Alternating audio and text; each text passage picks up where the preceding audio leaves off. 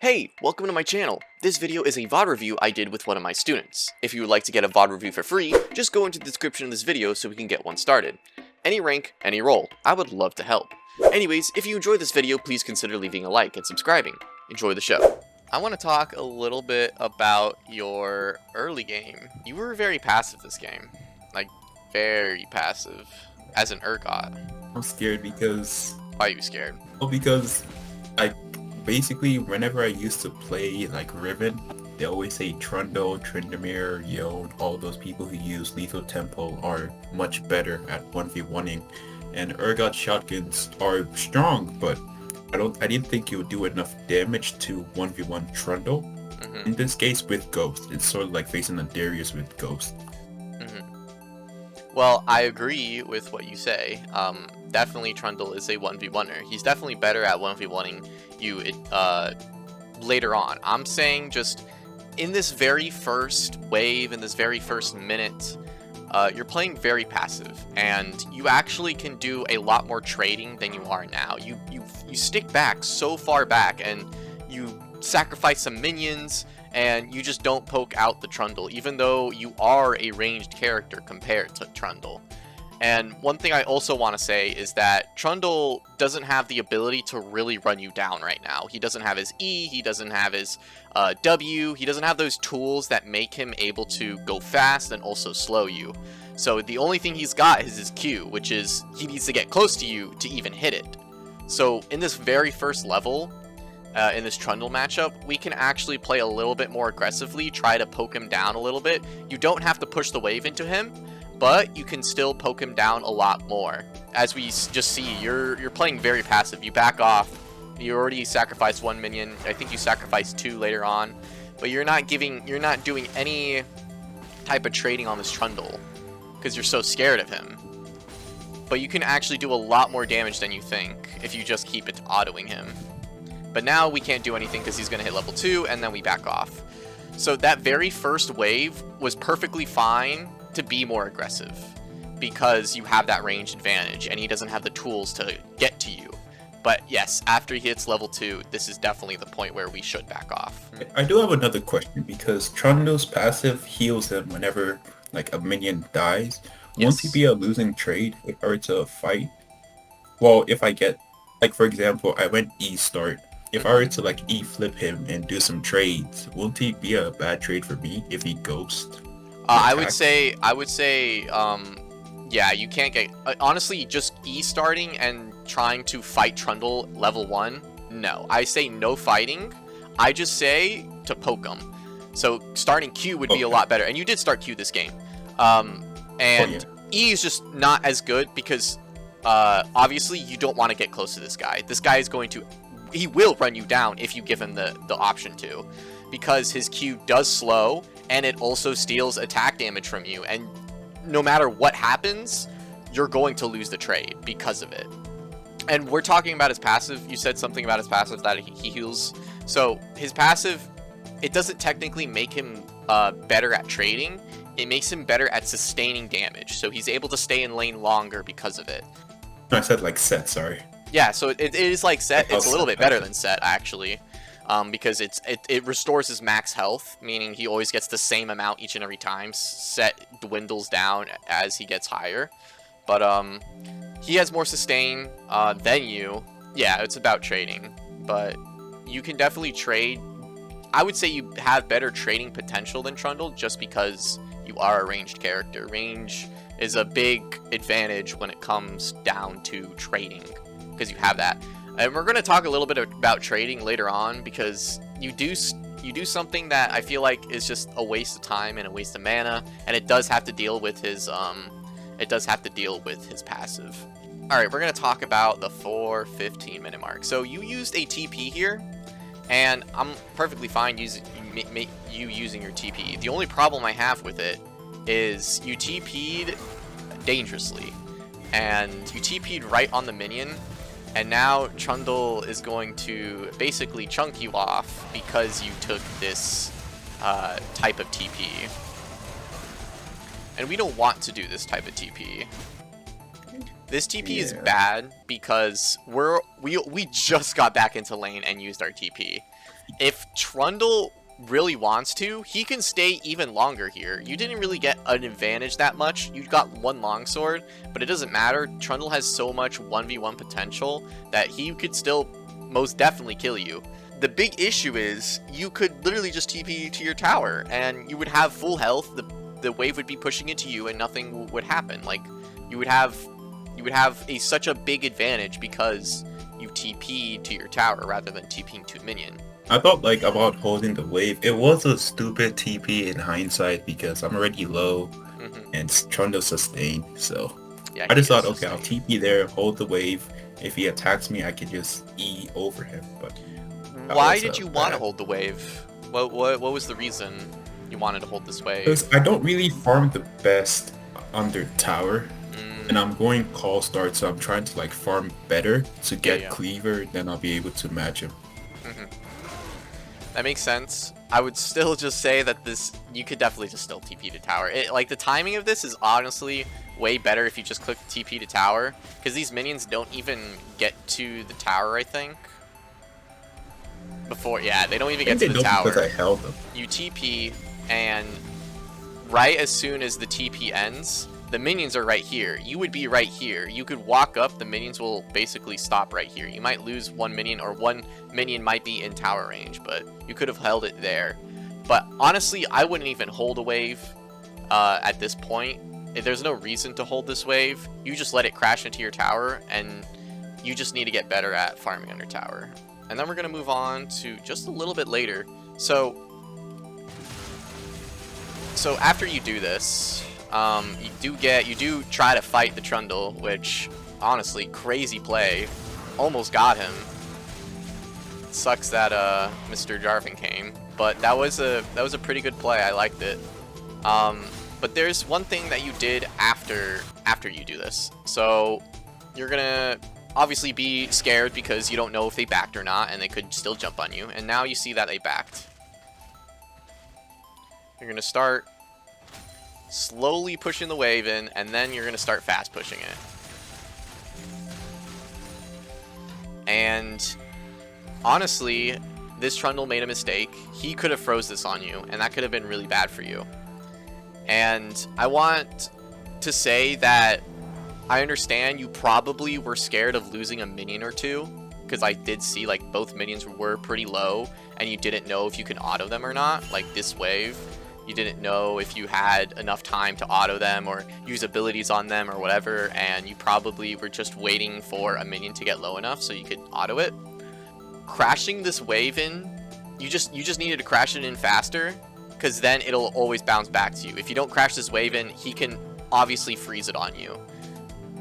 And sacrificing 2 minions is absolutely okay sometimes when it comes down to crashing in a wave, because we want it to crash, because if it doesn't, the Trundle will freeze it on us, and then we will have a worse time, and we're just going to lose CS anyways. So losing 2 CS is better than losing 6 minions, or how many minions you might lose because of a freeze. Does that make sense? Yeah, it does. Because like you can see that obviously if you push this just a little bit faster, this wave would have crashed. But since it didn't, you could have lost even more than this Trundle let you lose, because this Trundle did just immediately start fast pushing. But if you slow push this into you, you'd probably lose this whole wave. Honestly, you'd probably just lose the whole wave just from that one mistake that you made. It didn't happen, thankfully, but if it ever comes down to it, next time, try to get this wave in. Try to get this wave in, because you need to back. You have low health, and you want this wave to just crash so you can back and refresh your stuff. I wasn't sure whether to hard push it and just push the wave in, or try and slow push it and just make him lose just a little bit more minions. But yeah, it was a dumb slow push, because then I could have been punished massively from that. As you were saying, you didn't know if you want to slow push or not. So I say you don't want to slow push here, and there's a bunch of reasons why. One reason is obviously your HP and your mana. We want to back here. This is an obvious back. And another thing is, you saw that the Trundle pushed the wave into your tower, and then he went away into a bush. He probably backed. Probably. Because he was also low. And when Trundle backs, we kind of want to match his back. Because if we don't, we're giving him so many advantages. We're giving him health advantage, we're giving him mana advantage, we're giving him item advantage. We're giving him all these advantages if we don't fast push his wave. We also will give him TP advantage. If you slow push his wave into him, he doesn't even have to TP. He can just walk back to lane. And now you're screwed even more, you know? Yeah, all this from that bad TP angle. Yeah, it was actually just all from this bad TP. Whenever your laner backs, try to back with them. Try to fast push a wave into them and then back with them so you can be in equal footing, you know? So I want to talk a little bit about the mid game and about your mana usage and your Q usage. So in the mid game, it comes down to a point where our small little Q pokes don't matter anymore. They just don't. And you use a lot of Qs to try to not only poke, but to also use on minions in order to take them out. But you just use so much mana. You're like out of mana in like the next 2 minutes just because you're using so much of your Q. And you did miss an E, but like mostly from your Qs. And we're just gonna watch this like segment where you're just pushing in a wave. We're gonna start, once Trundle comes back, you're gonna start using Qs. I don't know what happened there, but we're not gonna worry about that. You start poking. This first poke I'm fine with because you're taking out his bone plating. That poke I'm fine with. But anything afterwards, it just doesn't matter how much you Q this guy. He is always going to heal it back because of his passive. It doesn't matter at this point. If someone has sustain or someone's building some type of vampiric scepter or any type of sustain, your Q does not matter for poking anymore. You can pretty much just take that out of your kit and just use it when you go all in. There's no point to use it as a poke. It just doesn't do anything anymore. You can see that you'll Q him again and you're going to basically do nothing to him. You use it on a minion to take it out, but that's okay. But you're gonna see that you're trying to Q this Trundle. You miss it actually, but you're already, you were in lane. You got back into lane at 9:55. It's already been like a minute and you're half mana. You're running out of mana so quickly. Your E is also making you lose a lot of mana, but mostly your Qs. Your Q is 70 mana, just as much as your E. And we can only use how many Qs? About 9 Qs until we're completely out of mana. And it's just, we're not doing anything with it, you know? It's completely useless. You just Q'd him. Look how much damage you did. You did nothing. And it's just worthless. So when we get into the mid game with Urgot, if you're not maxing your Q, don't use it for poke anymore. Do it for all-ins. That's like basically the only reason, because it does help you target with your W more. But honestly, poking with it is just useless. It's so useless. Does that make sense? Yeah, I do have a question. Apart from W, which I should max first, I never know what to go for. Is it E or Q? Because I normally take E more because that's my engage tool. But at the same time, since you're saying unless if you're trying to all in with Q to get your W to target, did I start going Q instead? There's only certain circumstances which you go a Q max first, and the only circumstance is if like you're fighting a ranged champion. So if you're fighting like a Kale, if you're fighting like a Vayne, any type of ranged champion, it'd be better if you max Q, because those Qs will actually start to stack up, because they won't have any sustain. Stuff like Kale barely has any sustain, Kenna doesn't have any sustain. Your Qs at max will do 205 damage, and that's like, that's a lot of damage. That is a lot of damage against a ranged character, and it will make your trading better and your laning phase a little bit better. It would also help you farm easier, because you will have trouble farming when there is a ranged champion. So that's the only time I would ever max Q, and max W basically any other time. And then after maxing your W, you would max Q and then your E. I don't think there is really a difference. I don't think it really matters if you max Q or E first after the first max, because honestly, I don't think it matters that much. What does it even give you? More damage, shield, Mana cost goes up, cooldown goes down, not by much. I do think of maxing Q first, but I can't land Qs reliably, so I just go E. So I get the shield, and I can flip you over to proc all shotguns. But yeah, I get against range you want to go Q. Against like melee you want to go E. That is actually all of the laning phase that I saw that was like really a problem. There wasn't really much in the laning phase after that. And then basically we're going to the end of the game now, because I just want to talk about your thought process, and I just want to know if what you're doing, you know why you're doing it, and if you're doing it right and thinking about it correctly. So this is 20 minutes into the game. You see that Jarvan and some other people are in the bot jungle while you're going to go push bot lane. And your team is hovering around mid, and then what's-his-face wants to go for the Rift Herald. And I just want to know, what is your thought process here?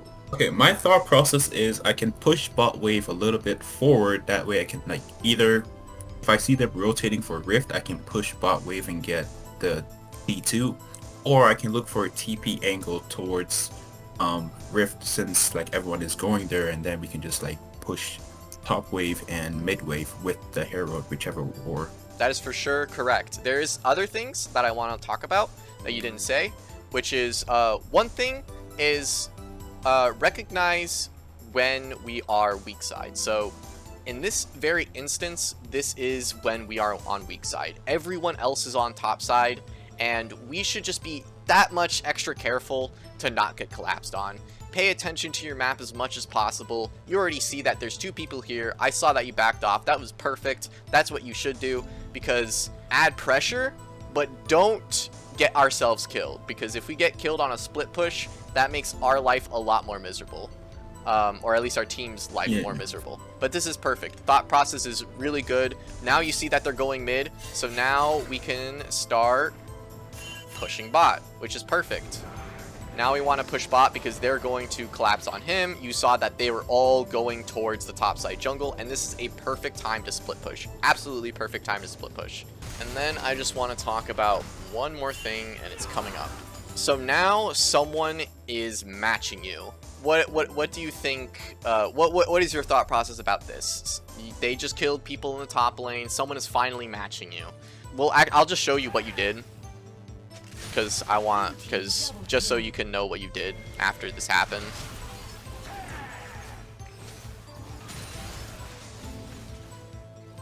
So you go to the wolves, take out wolves, and then after that you head towards mid. Now, I just want to know what your thought process was about this. Oh, I was thinking of attacking Mouse if we go back, but I had to get rid of his shield first. Then after I got rid of his shield, I realized he was playing too passive. I can't really do anything because he's a range mage, so I just started rotating mid, and I saw that my teammates were starting to like rotate towards it. Because I can't really get the turn with a Mouse under there. He could just CC me. So I was thinking, okay, since I've pushed the wave in, he has to clear it, I can start rotating towards mid, since all my teammates are going there. And the fact that all the other enemies were dead, I thought that, okay, we can probably get tower or an inhib. Alright, sounds perfect. That's exactly what I wanted to hear from you. That was perfect. Exactly. The Malzahar there's no way you can 1v1 Malzahar under his tower. Your split push is basically useless there. We could be more useful if we just rotate mid, and you did become way more useful because of that roam, and you also took the wolves, which is perfectly fine. They're down still. You can take these wolves for free. That's more gold for you. And then this actually helped your team a lot because you left the top or bot lane, and now we get a free kill because you were around. We're going to talk about realizing when you got enough and when we shouldn't overforce things, because I think you were following your team at this point. This was a major overforce from you guys, and this could have actually turned the game around for the enemy team if they actually capitalized off of it. You're going to take this inhib. You guys are going to fight, you guys get the Syndra, and then we're going to take this inhib. And then Smolder is going to get CC'd here and die. and you guys are trying to save him. Everyone's going away. You miss your ult, whatever.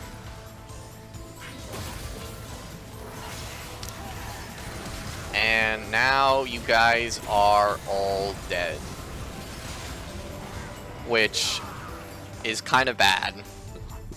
Which is actually, it could have been actually really bad if your if the other enemy team was already up. Like if the Jarvan was up, they could have just went straight to Otacon and took it from you guys.